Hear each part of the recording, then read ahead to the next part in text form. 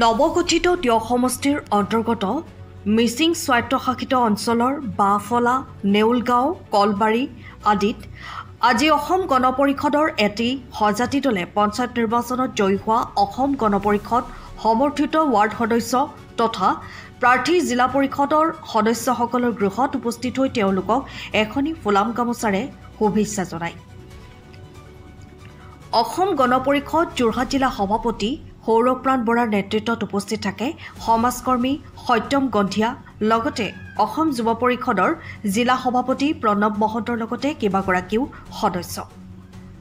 দলটোৱে মিচিং অধ্যুষিত অঞ্চলসমূহত স্থানীয় ৰাইজৰ সৈতে কথোপকথন কৰাৰ লগতে অঞ্চলটোৰ বিভিন্ন সমস্যা আৰু ব্ৰহ্মপুত্ৰ গৰাখহনীয়াৰ ফলত সৃষ্টি ক্ষয়ক্ষতিৰ পৰিস্থিতি বুজ লৈ এক সহানুভূতিশীল মনোভাৱ প্ৰকাশ কৰে। ইয়াৰ উপৰিও দলে যোৰহাটৰ এলেংমৰা অঞ্চলত কিছুদিন পূৰ্বে অগ্নিকাণ্ডত ক্ষতিগ্ৰস্ত হোৱা দেবেন বৰাৰ পুত্ৰ ধন্তী বৰাৰ গৃহ তথা যুৱ ব্যৱসায়িক প্ৰতিষ্ঠান পৰিদৰ্শন কৰে। দলটোৱে ব্যক্তিগতভাৱে বৰাক সাহস যোগায় আৰু সমবেদনা জ্ঞাপন কৰে। লগতে স্থানীয় প্ৰশাসনে অতি সোনকালে যথোপযুক্ত সহায় সহযোগিতা আগবঢ়াব বুলি আশা প্ৰকাশ কৰে। এই পৰিদৰ্শনৰ জৰিয়তে অসম গণ পৰিষদে পুনৰ এবাৰ জনসংযোগ আৰু মাটি পৰ্যায়ৰ জনসমস্যাৰ প্ৰতি দলটোৰ সচেতনতা আৰু দায়বদ্ধতা প্ৰকাশ কৰে। যোৰহাটৰ পৰা অনুপম বৰা ৰিপৰ্ট, পোহৰ লাইভ।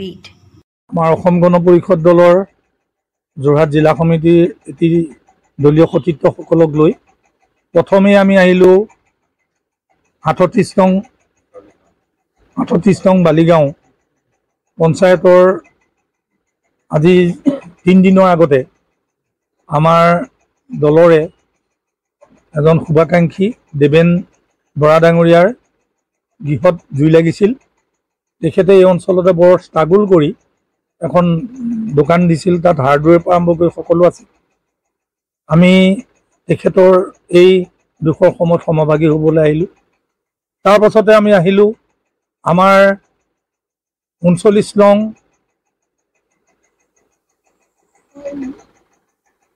উত্তৰ পৰ্বতীয়া গাঁও পঞ্চায়তৰ প্ৰাক্তন সভানেত্ৰী তথা আগন্তুক হৈ যোৱা পঞ্চায়তৰ সৰুচৰাই পৰ্বতীয়া গাঁও পঞ্চায়তৰ জিলা পৰিষদৰ সদস্যা পদত প্ৰতিদ্বন্দ্বিতা কৰি অতি কম ভোটত ব্যৱধানত পৰাজিত হোৱা মীনাক্ষী পাতিৰ গৃহত গৈ তেখেতকো আমি দলৰ হৈ এই দুৰ্যোগ সময়ত তেখেতে প্ৰতিদ্বন্দ্বিতা কৰাৰ কৃতজ্ঞতা জ্ঞাপন কৰিলোঁ। ইয়াৰ পাছতে আমি আহিলোঁ 40 নং উত্তৰ পৰ্বতীয়া জনজাতি পঞ্চায়তৰ নৱনিৰ্বাচিত সভানেত্ৰী টিনা কামান পেগু বাইদেউৰ গৃহলৈ, আৰু লগতে আমাৰ অগপ আঞ্চলিক সমিতিৰ সম্পাদকৰ দৰে গুৰু দায়িত্ব পালন কৰি কেইবাবছৰো 40 নং উত্তৰ পৰ্বতীয়া জনজাতি অগপ আঞ্চলিক সমিতিখনক সুসংগঠিত কৰি ৰখা আৰু এইবাৰ পুনৰবাৰ এই পঞ্চায়তখন অগপৰ নেতৃত্বাধীন পঞ্চায়তলৈ কৰিব পৰাৰ বাবে আমি সুৰেণ পেগু ডাঙৰীয়াকো তেখেতৰ বাসগৃহত আহি পেলাই তেখেতক কৃতজ্ঞতা জ্ঞাপন জনাইছোঁ।